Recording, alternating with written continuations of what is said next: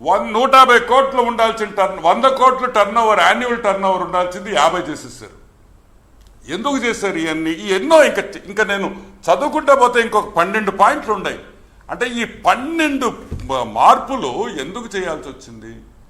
చిన్న dairy farm వాళ్ళు, చిన్న డైరీ వాళ్ళు, మిల్క్ ప్రొడ్యూసర్స్ టెండర్లో పాల్గొనేదానికి చేసిన వెసలబాటు.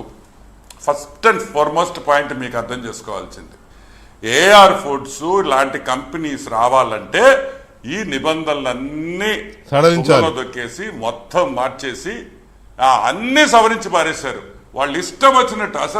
అసలు నేను అడుగుతున్నాను, 8 tons of fat per day, 88 ఇది ఉంది tons of fat per day ఉండాలని.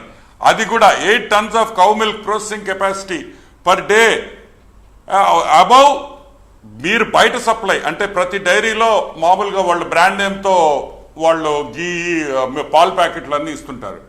అవి కాకుండా నీకు ఎక్సెస్ కెపాసిటీ ఉండాలని దాన్ని తీసేశారు.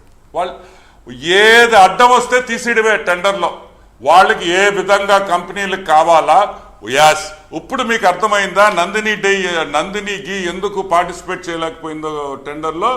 ఎందుకంటే ఎప్పుడు చిన్న ప్లేయర్స్ వస్తారో పెద్ద ప్లేయర్స్ అంటే వీళ్ళలాగా మెనిపులేషన్, వీళ్ళలాగా గందరగోళాలు పెద్ద కంపెనీస్ చేయలేవు.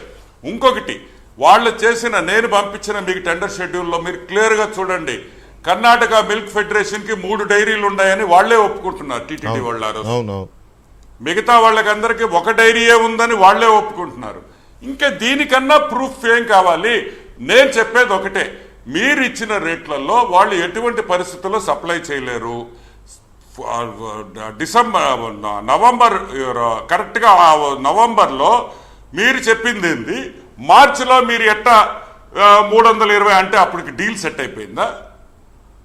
నవంబర్లో 400 రూపాయలు పైచిలుకు నీకు రేట్ ఇస్తానంటే వద్దురా నాయనా, నా వల్ల కాదు, నేను సప్లై చేయలేనని చెప్పిన ఏఆర్ ఫుడ్స్ కరెక్ట్గా 3వ నెలకి నువ్వు రేటు 86 రూపాయలు రేటు తగ్గించేస్తావు. ఎట్లా తగ్గిస్తావు? అంటే ఏదో ఒక స్కెచ్ జరిగింది, ఏదో ఒక అడ్జస్ట్మెంట్కి వచ్చారు, ఏదో ఒక అండర్స్టాండింగ్కి వచ్చారు వైసీపీ నాయకులతో అనేది 100% ఇక్కడ ప్రూవ్ అవుతుంది కదా. ఏ విధంగా నువ్వు ఆ రోజు 400 రూపాయల పైసలకు నేను ఈలేనన్నాడు 328 రూపాయలకి నువ్వు వైష్ణవి డైరీలో కొని డిండిగల్కి తీసుకుపోయి, డిండిగల్ నుంచి కోయంబత్తూరులో ఉండే డిండిగల్ దగ్గర నుంచి 1000 కిలోమీటర్లు అప్ అండ్ డౌన్ జర్నీ తీసుకొని వచ్చి నువ్వు తిరుమల